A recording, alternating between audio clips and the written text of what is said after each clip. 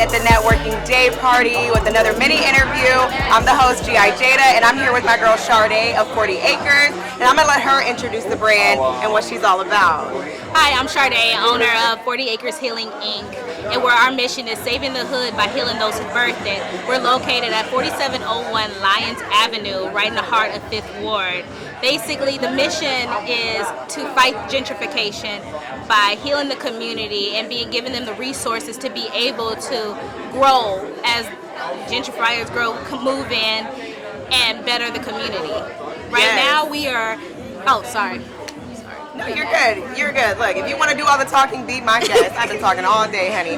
But no, yeah, if y'all are in the Houston area, definitely check out your center. You have a community center, right? Yes, it's multi-purpose. Essentially, whatever you need, come to me, talk to me. We can work anything out. I've allowed pop-up shops. I'm currently working with judges to get some political things going on. So I'm right across the street from the Democrat headquarters of Harris County.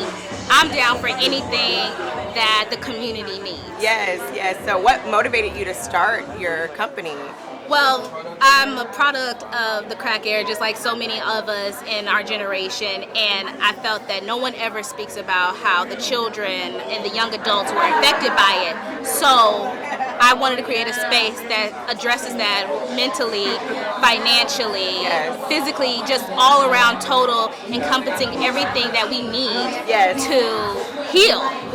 And the goal is to heal, become whole, so the next generation does not continue the generation curses that has plagued us all these years. So how long has your incorporation been, like, when did you start it officially, like legally? Legally, I started back in February, so I've been doing a lot of work to get here. I have been advocating in some aspect since 2012. I've joined the legal community. I have worked private sector and family law, corporate, and I've even gone to the federal side. So anything that you can think of from a legal aspect, I probably know it. I know someone in it. I can connect you with the proper resources to help you. Yes, I love that. I love what you're doing, especially for, you know, our people, our women, our black women. That's really, really good. So I will say, I'm not against black men. Okay. I keep getting that accent because I say I'm healing black women. I know. Women is in the Instagram name. We'll shout that out in a second here. So go ahead and let them know. I'm not against black men. It's just that I am not a man. I feel it would be too much to say this is what men need. Right. So I'm going to stay in my lane and talk about black women. Again, anybody can come in that's in the community, but I can only talk about what I know. Right. And what I know is as black women, we are lacking and we need to heal as a whole. So just being a small business owner, what are some difficulties that you've had on your journey? People don't take me seriously. Why do you think they don't take you seriously, girl? Because I think, this is just from what I assume, I come off too kumbaya, heal everybody, accept everyone. And that's the problem when you have a hurt community. No one trusts anybody. Right. And so they're all looking at me like, well, what do you get out of this? Well, what are you going to do? You can't possibly be really trying to be about what you're saying.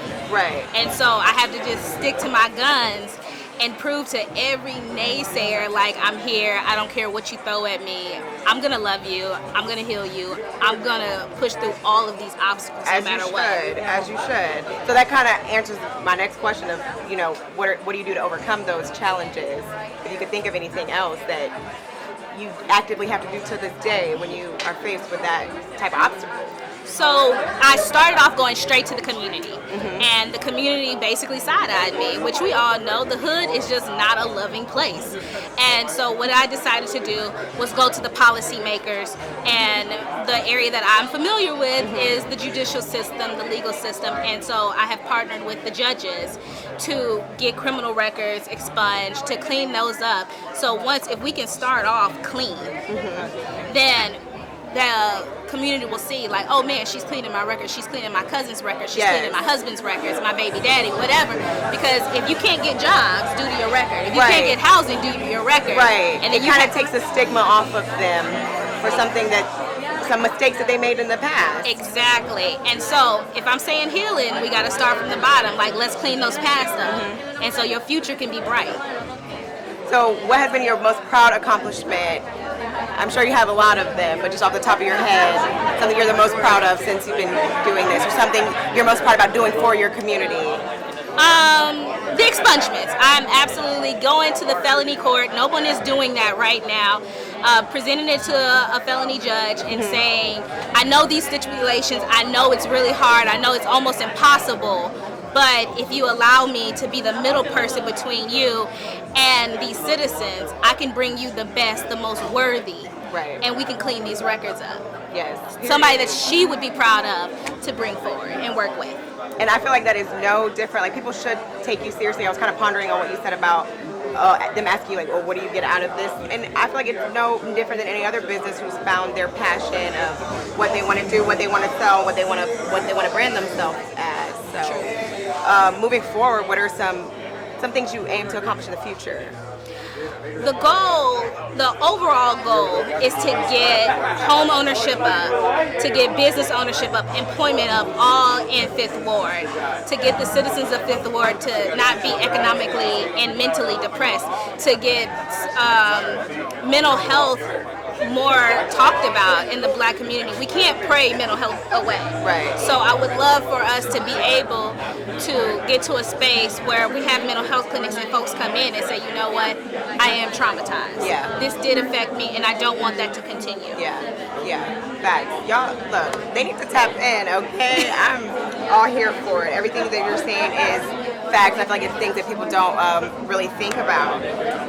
One question, I gotta ask it. I ask it every interview here on Successful Saturdays. What does success mean to you? Success. Right now, it's those around me and helping those and seeing the results of that.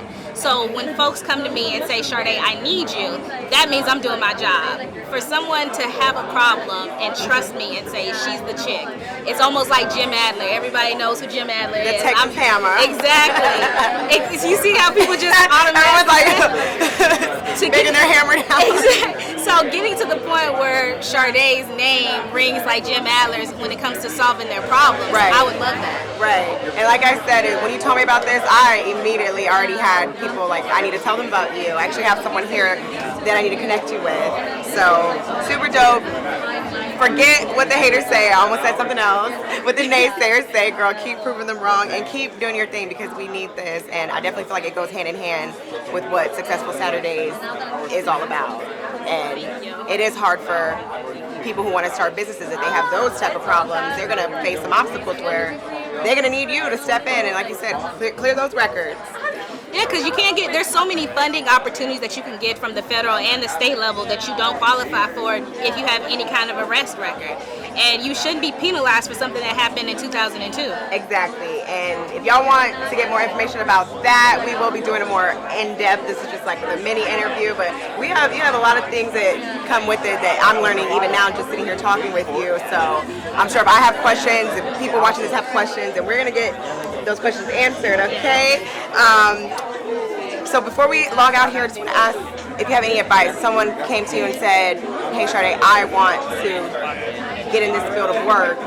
What would you advise them? What advice would you give to them?